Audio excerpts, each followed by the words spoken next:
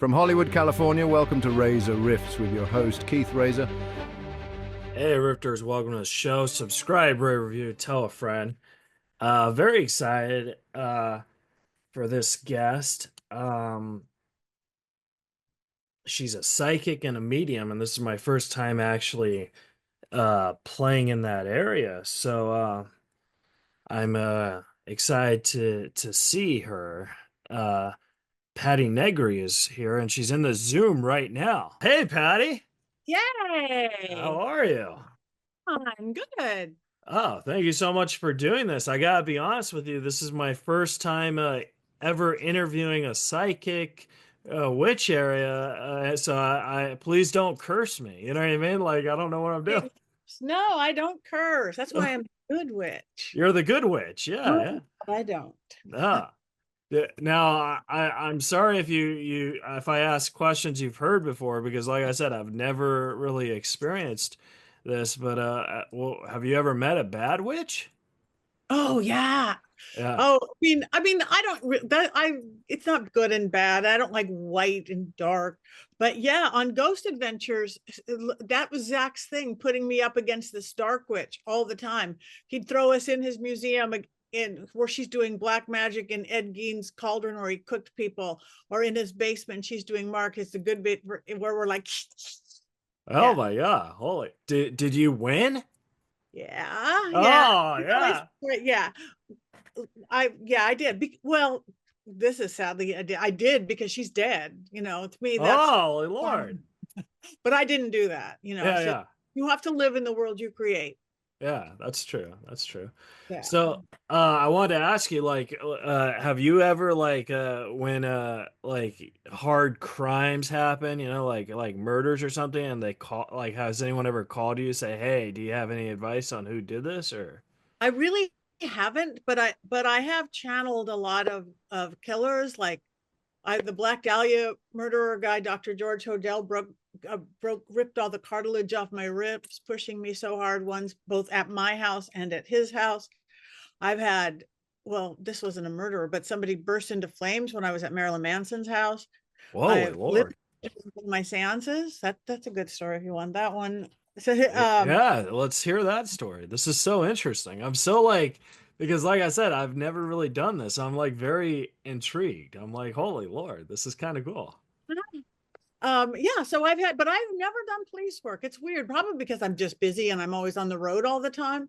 I did one, somebody asked me to do a cold case once, like 100-year-old case somewhere in the Midwest. And they just the journalist just recorded my whole trance channeling. And I was getting all this stuff like, I'm making it up now, but east of town, by the water, east of town, hunting cabin. And they're like looking at a map going, there's no water east of town. But 100 years ago, there was water east of town. They had built a dam or something. So, how do you prove that? No, I don't know. So I've never done any modern cases. Oh, well, what about the case where the guy was on fire when you're in Marilyn Manson's house? How was that? Like, what was Yeah, that like? well, that was what that was. Okay, it's a house in my neighborhood. I live in the Hollywood Hills. It's the oldest movie enclave, built in the 1920s, right under the Hollywood sign. It was the first where Hollywood was forming. And this house was built by Charlie Chaplin, for one of his many lovers, Mary Astor. She was a beautiful silent movie star. And it was a super party house. And super party houses are fun, but they can start bringing in dark elements energetically. So it was Right. a party house for years and years and years, the 20s, 30s, 40s, 50s. And then in the 60s, the Rolling Stones manager bought it, and the Stones stayed there, Mamas and Papas, Graham Parsons, all these people. So it was a party house, again in the 60s. And then they moved out. And then the person who invented the real life sex doll moved in, got too dark and scary for him. This house itself looks like it was built by Masons, like sacred geometry, 4-level spiral staircase, this leaded glass, exactly 12 windows. Literally, I work compass in my witchcraft. There's a compass drawn on the floor of the entryway.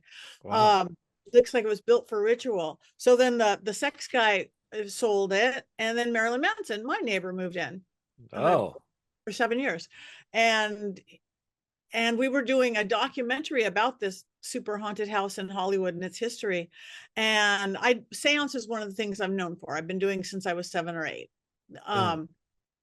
And my one rule is you have to be respectful. It'd be funny, be this or that, because everybody wants to be respected. But this one kid was getting, maybe because he was on camera, it was a 4-camera shoot, a pretty big shoot. I don't mean to be rude, but someone else is trying to enter. Should I let him in? It says Who it says read AI.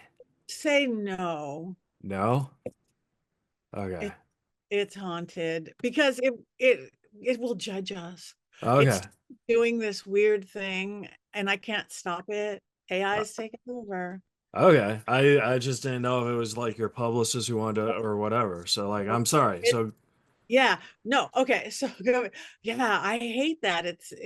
I have to go opt out, opt out, opt out oh. every time I Zoom. Oh yeah. I was gonna And be like, I mean, that's cool. I've never really had a publicist like watch me, work. But yes, yeah, I mean, watch but now forever. Keep no, uh no, it isn't nothing to do with her. So okay. anyway, so the sex guy moved out, Maryland. So we were shooting this seance, and the seance had a lot of really young people.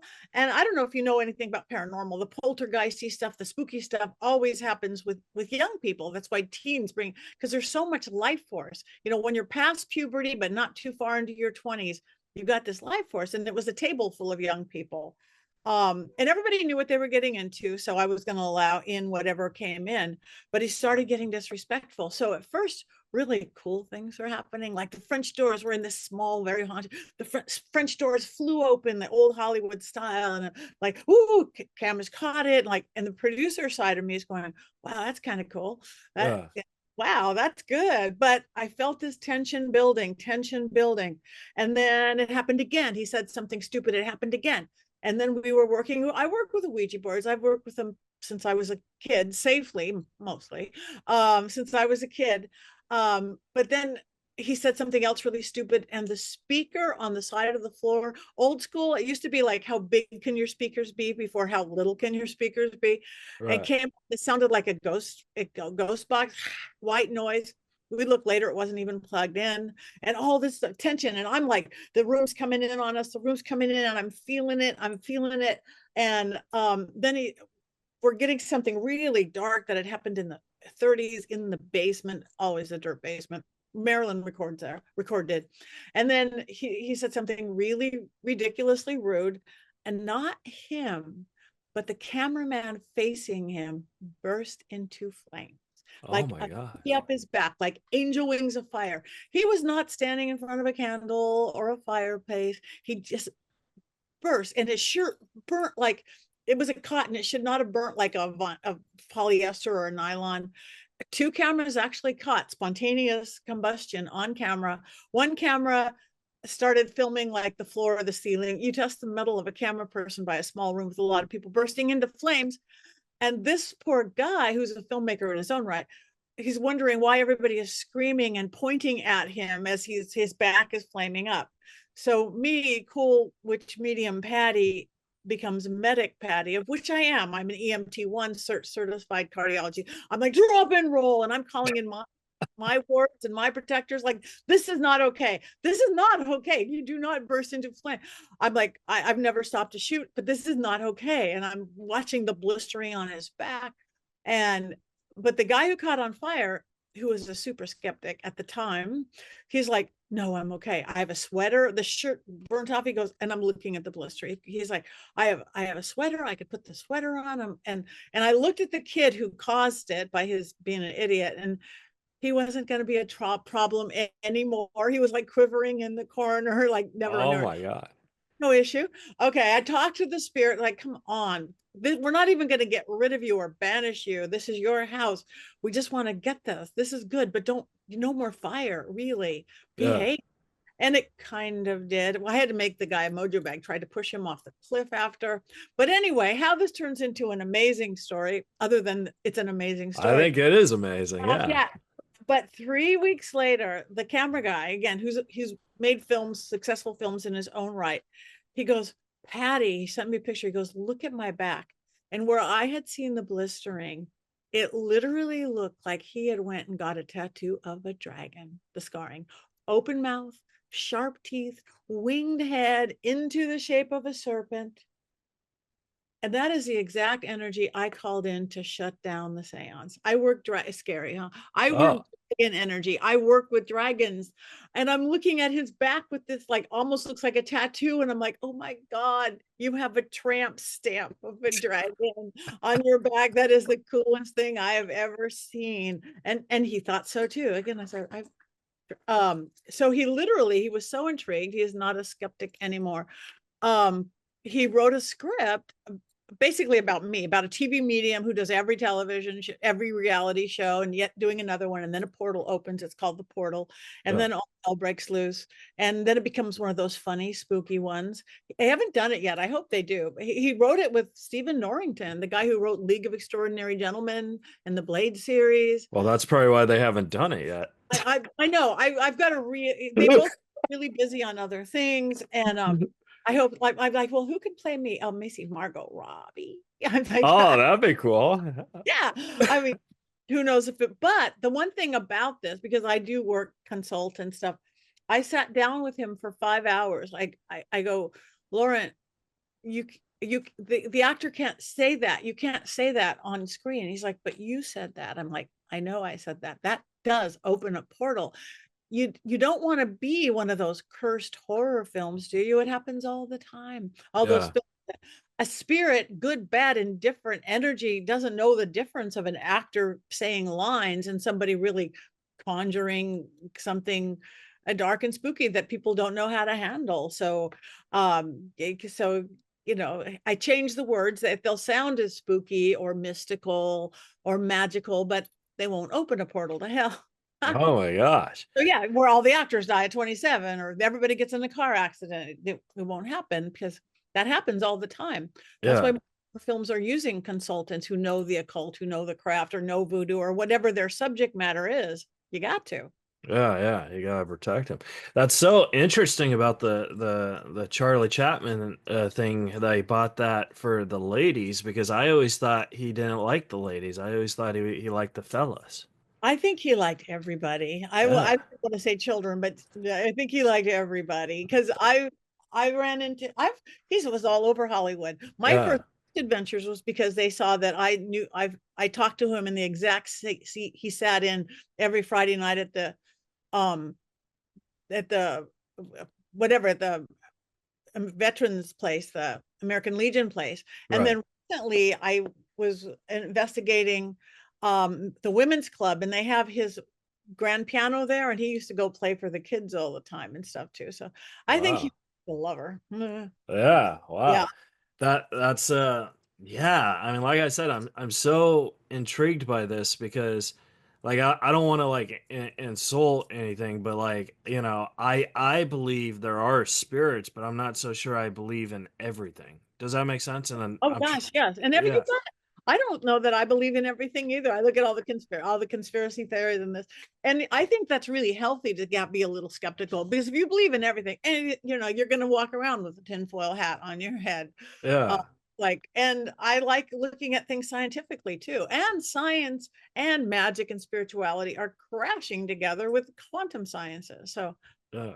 I've lost a few people in my life who I love dearly, but I do believe their spirits are still with me.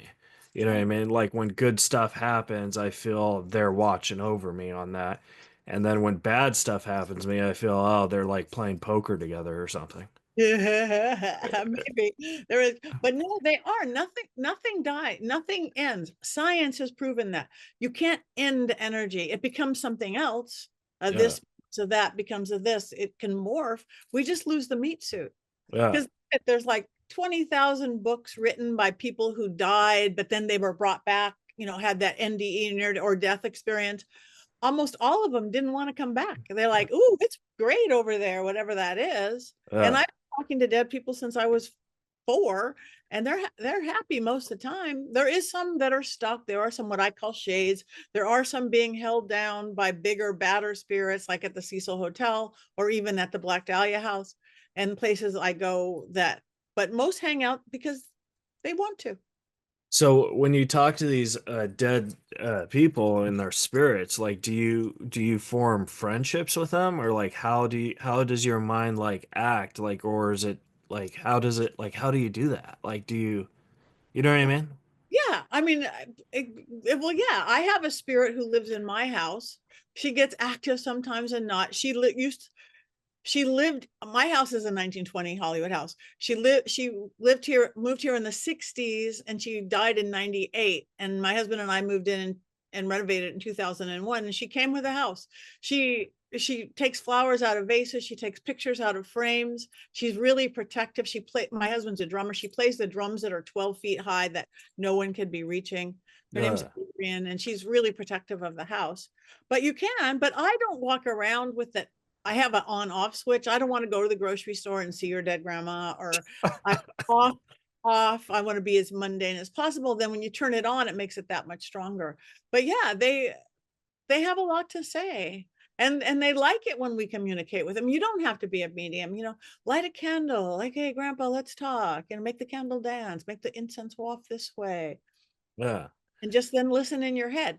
Everything doesn't have to be visual. You don't have to, I see a man in a hat behind me.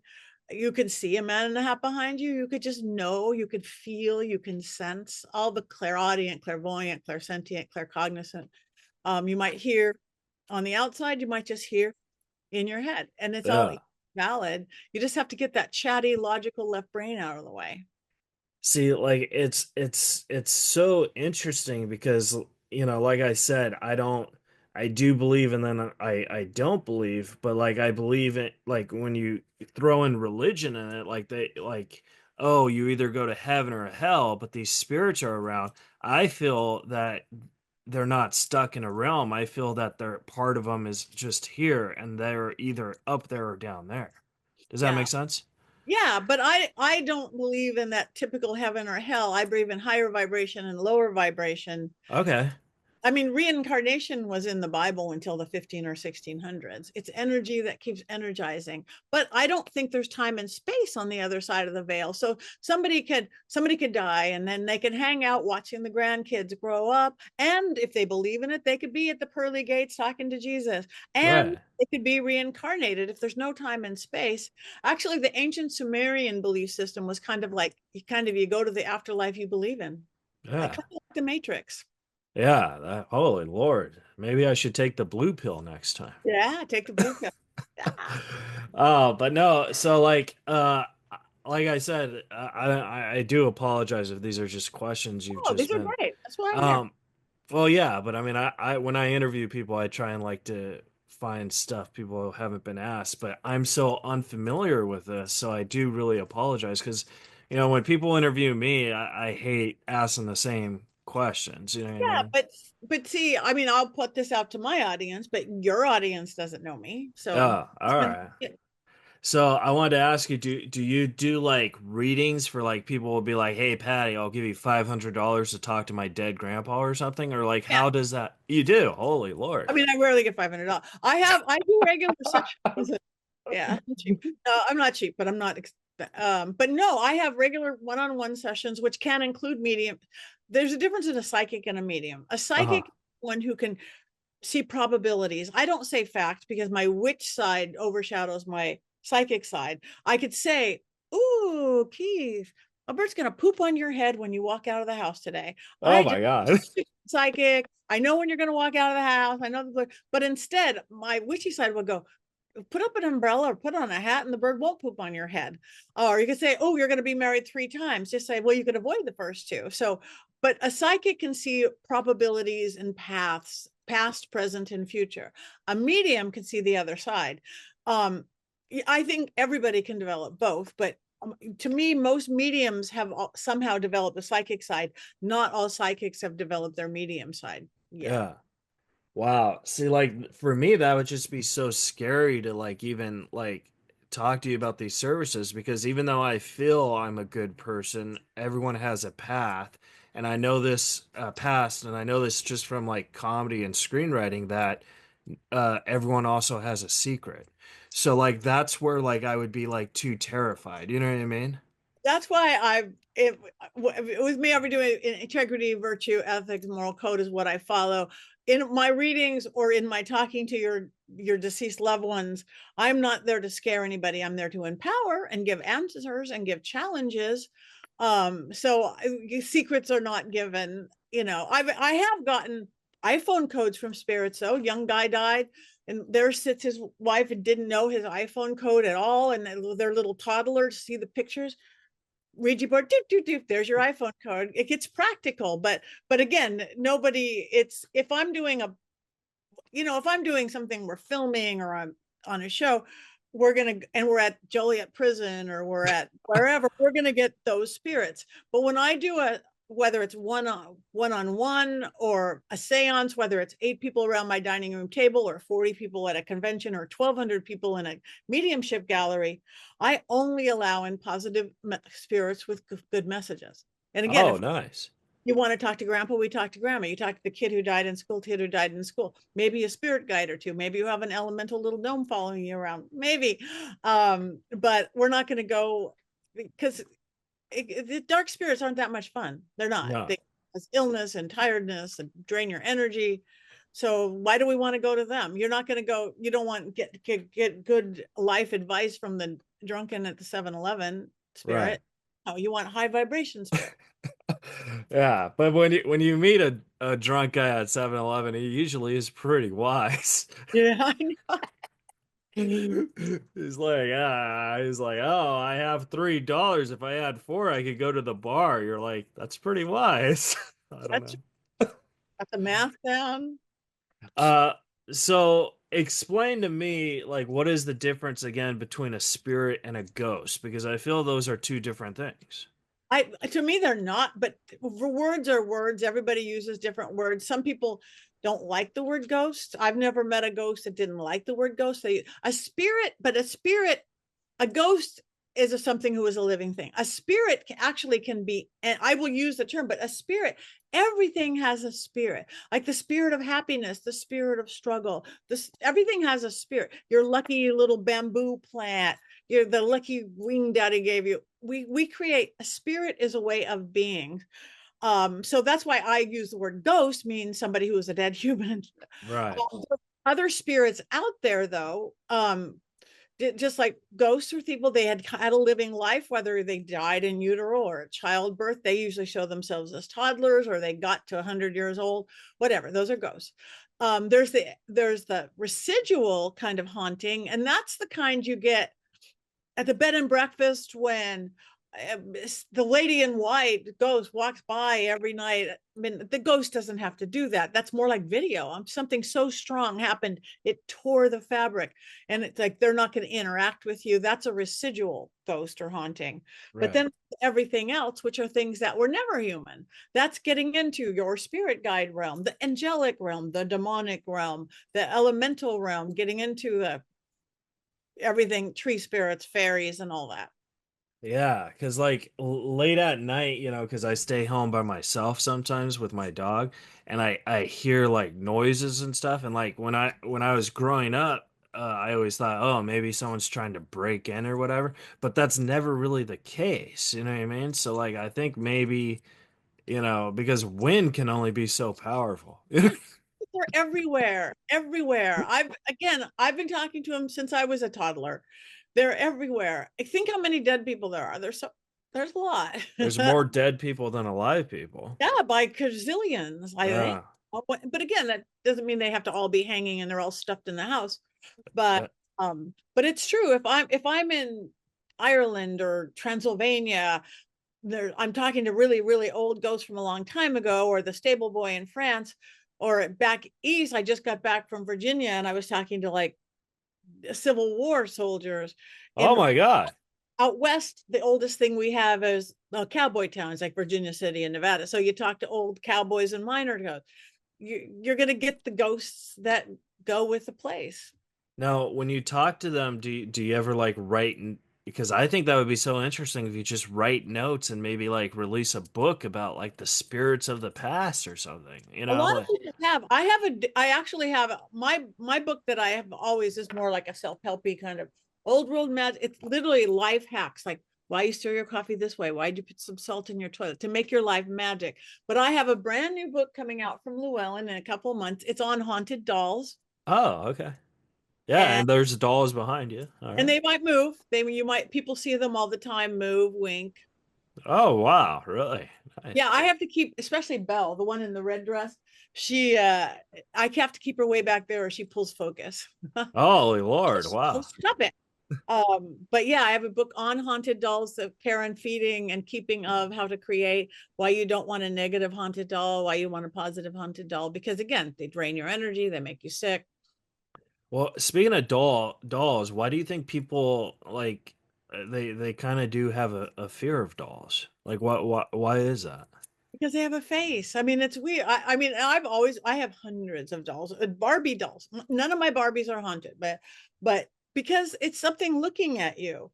And again, if you were a disembodied spirit, what are you going to pick? And you're looking for a vessel. You could pick a vase, you could go a teapot or a doll that's got eyes and a nose and a face and ears, and you can communicate. And Right. look like Belle and my new one's girl Salem. Everybody knows what mood she's in. I mean, her face is porcelain. It hasn't moved in 110, 115 years. But 3 people in a row go, Belle's happy today, Belle's happy today, Belle happy today. The next day, somebody go, oh, Belle's cranky today, Belle's cranky. Energetics move it, even though the porcelain itself doesn't move. It's Yeah. energy. You can look at somebody and know you're in a bad mood today or in a good mood today with them too. You But could? dolls have a fear of dolls because they have faces. If Oh, you're sitting in the dark and you're sitting there and you have eyes staring at you. yeah. I mean, I guess. I mean, I can't really tell when people are in good moods or bad moods because I have Asperger's syndrome, so I don't see that the facial cues or whatever. I just hope everyone's in a good mood.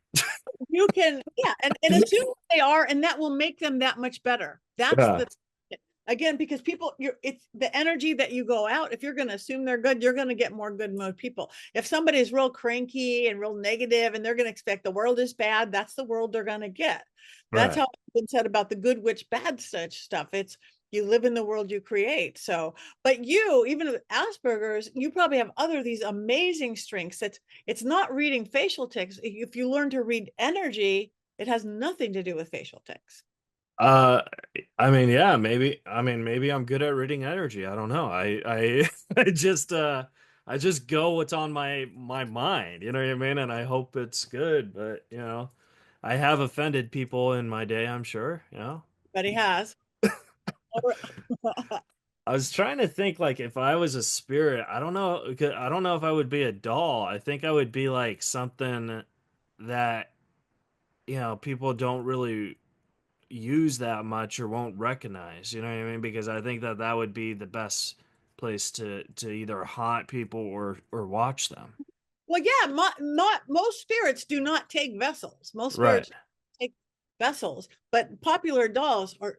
Thank you, Hollywood, are more popular than they've ever been. I know more 40-year-old men who have doll collections than ever in the history of the world. Really? Oh my God. I get like Zach Bagans. He's got his whole museum. He's got a whole doll room. He's got Peggy the doll, the girl, the one doll I've done. Well, the one really dark doll I've done a seance with. She gave 2 people heart attacks. My friend is one of the doll tenders of Robert the doll over in Florida. There's Annabelle. I did a thing with Annabelle. I was dancing with Annabelle. So spirits don't have, most of the time, spirits are just disembodied spirits. But if you decide you want to take a vessel and hang out and watch people, again, do you want to be in fingernail polish? No, I don't want to do fingernails. We'll probably get an answer before this podcast is over, but I'm thinking like it definitely won't be a fingernail. But Patty, have you ever like wanted to bring this into a live show like at a theater or something? And have you ever tried that? I do. Well, I do a lot of, they're called paracons. They're like, Paracons. Okay. like paracons. So I do them a lot. I will call something a seance up to 60 people because we create a circle, whether there's not a big table, and I'm on the level with them. When it's more than that, I call it a gallery, a mediumship, where everybody's more theater style. The biggest theater I've done is Michigan Paracon. It's like a 1,200 seat theater. Oh, But nice. But I love, because spirits, I have people invite in their spirits, and the way I work, I lift the veil. So everybody's more psychic for those couple hours. Even if you don't think you're psychic, now you are. If you think you're a little psychic, you're a lot psychic. If you think you're a lot psychic, you're off the charts. And Yeah. so you could see Grandpa standing behind you. I call in the spirits. It's really fun. Huh? Uh, Wow, you keep saying grandpa, like like I mean yeah, I did lose my grandpa, but like I'm one of those people, like I said earlier, you know, I lost my best friend and I lost my grandpa and I loved him very much, and I know their spirits are around, but I've never like wanted to go to someone and say, "Hey, how are they doing?" Because also, like I said, I'm too scared that they'd be ashamed of me. You know what I mean? not, don't be. They're absolutely not. Your grandpa is with you all the time. And your friend, I haven't, I tuned into your grandpa. What is your friend's first name? Norm. He's with you. He touches your hand. Do you Yeah. sometimes feel something on your hand? When I do stand-up comedy, yeah, That's cause normal. I toured with him. He was like my dad, and you know, he passed, and I feel like he's always been around me, like watching me in comedy. And they're nobody's ashamed of you. Nobody doesn't like you. The one thing, spirits, they're the same person they ever were. They don't get suddenly enlightened or suddenly whatever, but they do get a higher perspective, if that makes sense. They do get the bird's eye view. Those little things, like people, living people, like, oh, I didn't make that last phone call, or I couldn't make the funeral, or we had a fight just before they don't care. They Yeah, look at the trajectory of the whole relationship. So those little things don't matter. They yeah, just see, again, higher, bigger picture. They're yeah. I mean, I made both funerals, thank God. But yeah, I mean, you know, yeah, because I feel like that's probably your number one question that people, you know, finding closure, maybe. You know what I Yeah, mean? it is finding closure. We hold on to so much, and then as a rule, they're always like, "Yeah, get over it. I'm here. I watch what you do on Friday nights. It's this, it's that. Yeah, it's good." Yeah, because I feel like even, you know, like if like you and I we have a relationship, you know, and for I mean, I hope this doesn't happen, but if I die tomorrow, you know, I would still say, "Hey, me and Patty are good." Or if we end this podcast on a bad note, I would still think me and Patty are good. You know what I mean? Like I wouldn't have bad feelings towards anything, you And know? they don't either. But we live in this world, living in this guilt-ridden world of, you know. Yeah. So I have two more questions, and I do want to respect your time, but is it okay if I ask these real Yeah. fast?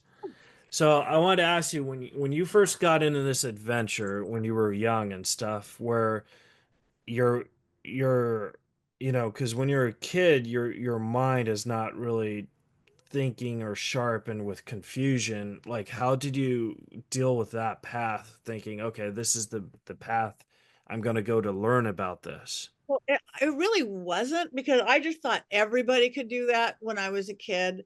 And I kept it very separate. I became a seeker, started studying religion, philosophy, science, occult science, metaphysics, spirituality when I was started at 13, 14. But I kept it really separate because I was an actor, I was a dancer, and then I was a producer, ran a production company, very corporate.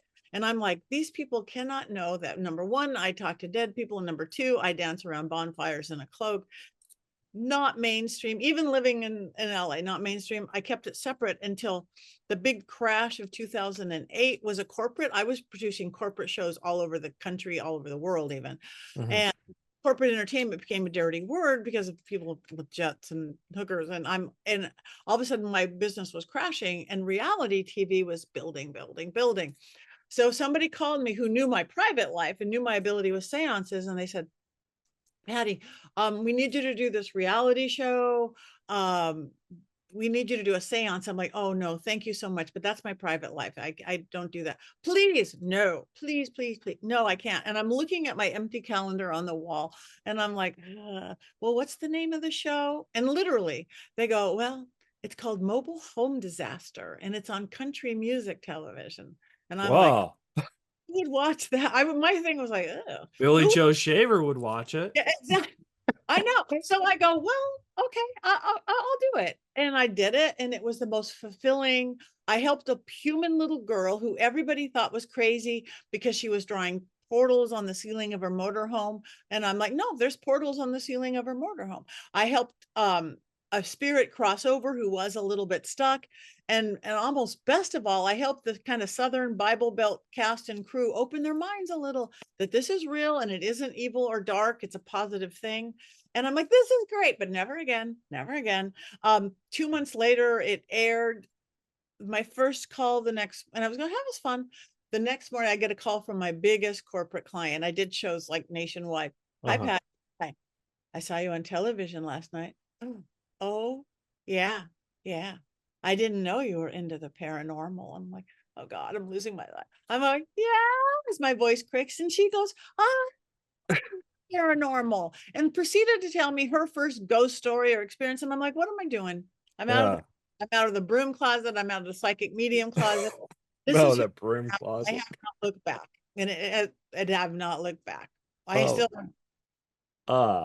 That would be a great title for a new book that you're writing. I'm out of the broom closet.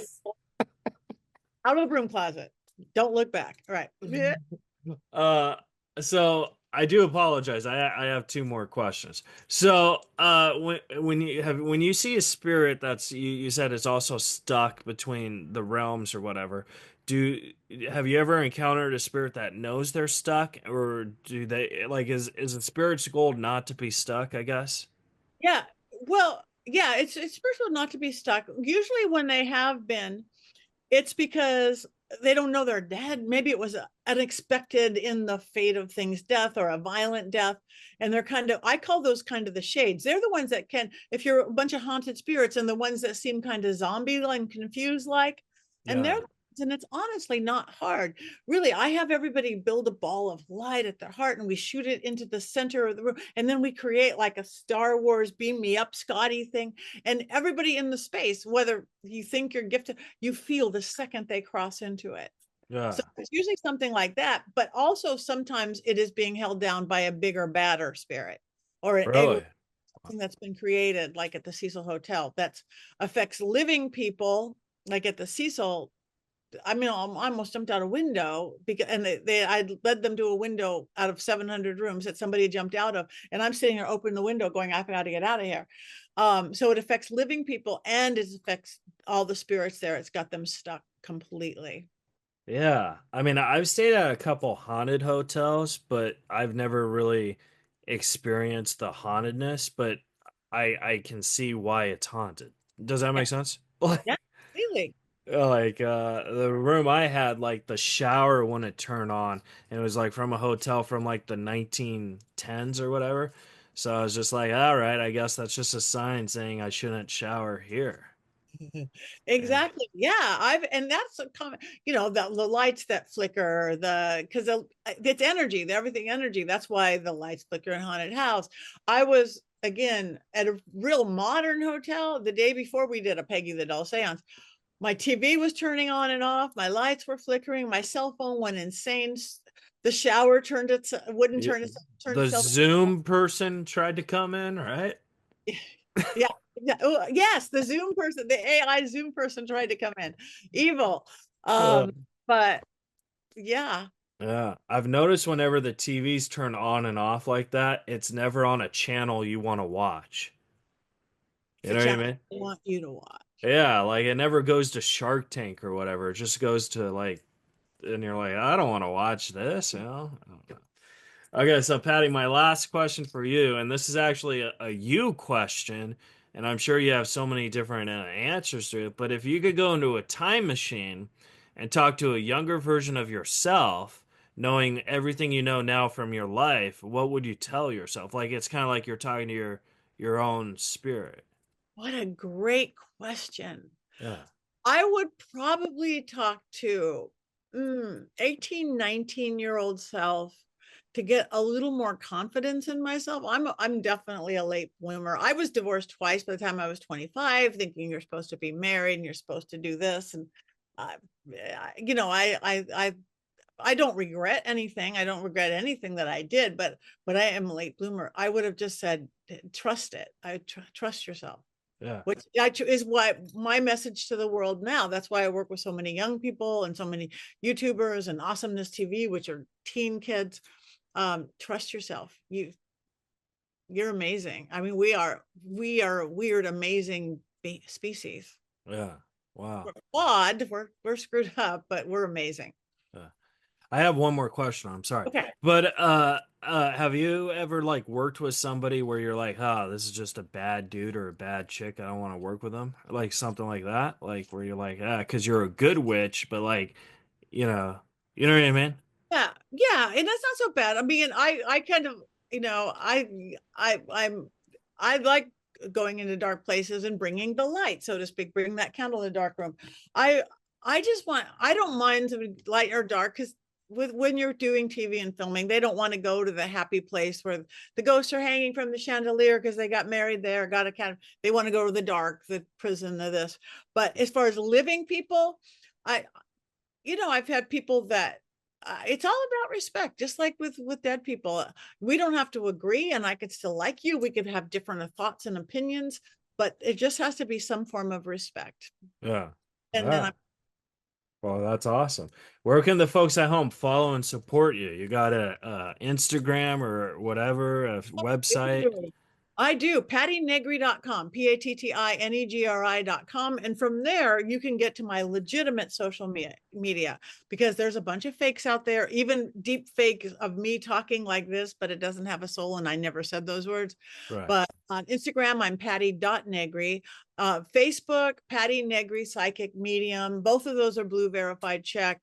TikTok, I'm there. I'm not blue verified check for some reason, so there's a bunch of fakes me, but I've Threads and even now Blue Sky. I'll just but if you go to pattynegri.com, you can get there, and I have tons of videos. You can learn how to clear your house, paranormal investigation stuff, psychic development. I have a school, a really affordable school called University Magicus. Teach on Zoom. I could come teach you how to into it. Wow. Networks called Paraflix, which is all paranormal now. It's like Netflix, but all paranormal. So go to pattynegri.com, and then yes, please like me and follow me from there. I'd love it. Yeah. Well, I really hope I interviewed the real Patty Negri, not just an imposter. AI wanted to come in. That's true. Well, Patty, hey, seriously, thank you so much for saying yes. And this was this was an adventure to me. And I do apologize if you heard a lot of hacky questions, but I just think that this is just so fascinating. And I find it, I mean, I'm still not, I don't know how much I believe, but I find you to be very fascinating. I love skeptics. I mean, and again, everybody has to have some skepticism. Skeptics, again, start out skeptical and then have somebody prove or show you whatever. And again, when skeptics do turn over, they fall the hardest. Do they really? Holy like Lord. the guy who caught on fire. He's not a skeptic. Yeah. But no, I if somebody doesn't believe, that's okay too. I'm not proselytizing. It's like everybody has to believe what I believe. Believe whatever you want. Yeah, that's cool. We all have different paths. That's true. But I do believe in my heart that you're very interesting and that you're very cool. So it was an honor to talk to you. So thank you so much. And you were a great host, and nothing to apologize for. You kept it moving. So anytime. All right. Well, Patty, we'll tell people to book you so for the readings, to talk to their dead grandmas and grandpas and stuff. Grandmas, come to a public seance, do just a private session on Zoom, whatever they want. Got 2 new ghost adventures coming. I've got all sorts of stuff, travel. So yeah, just find me. Ghost Adventures. That's a show. Like, see, this is what I don't know. Years. Yeah.